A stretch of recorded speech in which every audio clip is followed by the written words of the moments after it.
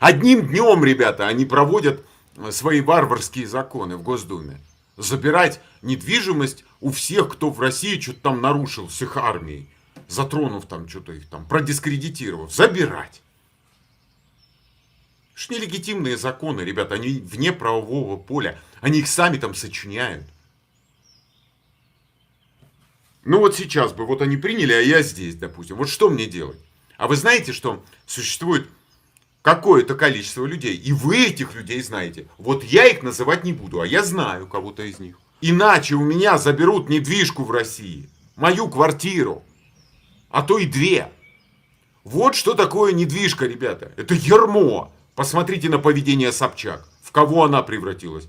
А все из-за этих домов, которые она там понастроила себе. Понастроила сама, да? Из разлуки терема. Вот это оно. Ваше здоровье.